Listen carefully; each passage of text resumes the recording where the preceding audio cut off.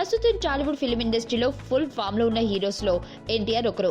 Nannaku Prematho, Janata garage వంటి చిత్రాలతో ఎన్టీఆర్ మంచి ఫామ్ లో ఉన్నారు.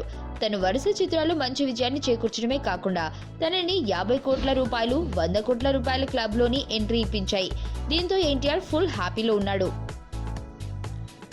ఇక నుండి తన అప్కమింగ్ చిత్రాలను కేవలం టాప్ డైరెక్టర్స్ తోనే చేయాలని నిర్ణయించుకున్నాడు. జనతా గ్యారేజ్ మూవీ ఎప్పుడైతే చిత్రీకరణ జరుపుకుందో అప్పటి నుండి ఎన్టీఆర్ మరోవైపు త్రివిక్రమ్ కాంబినేషన్ కోసం విశ్వ ప్రయత్నాలు చేస్తున్నాడు.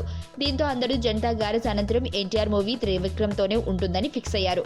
అలాగే మరోవైపు పూరి జగన్నాథ్ని సైతం లైన్ లో పెట్టారు. ఇది కూడా మిస్ అయితే కోలీవుడ్ టాప్ డైరెక్టర్ ని వరుసలు పెట్టుకున్నాడు.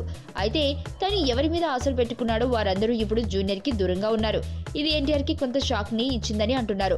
మరోవైపు ఒక్కంత వంశీ కథని సైతం ఎన్టీఆర్ కొంతకాలం పక్కన పెట్టారని అంటున్నారు. ఇక ఫైనల్ గా అనిల్ రావుపూడి డైరెక్టర్ కి ఎన్టీఆర్ గ్రీన్ సిగ్నల్ ఇచ్చినట్లుగా తెలుస్తుంది. ఇలా జూనియర్ ఎన్టీఆర్ ప్లాన్ చేసుకున్న డైరెక్టర్స్ ఏ ఒక్కరు జూనియర్ కి అందుబాటులో లేకపోవడంతో ఇది జూనియర్ కి కొంత నిరాశ ఇచ్చిందని అంటున్నారు. ముఖ్యంగా త్రివిక్రమ్ జూనియర్ కి గట్టిగా షాక్ ఇచ్చాడని అంటున్నారు. జూనియర్ తో మూవీని చేస్తాను అని చెప్పిన త్రివిక్రమ్ చివరి నిమిషంలో పవన్ కళ్యాణ్ మూవీకి రంగం సిద్ధం చేసుకోవడం ఎన్టీఆర్ ని ఆశ్చర్యపరిచింది. మరణం దేహానికే గాని ఆత్మకు కాదని భగవద్గీత చెప్తుంది. మనిషి బరువెంతున్నా మరణానంతరం 21 గ్రాములు తగ్గుతుందని సైన్స్ చెబుతుంది. అంటే ఆ 21 గ్రామ్స్ బరువు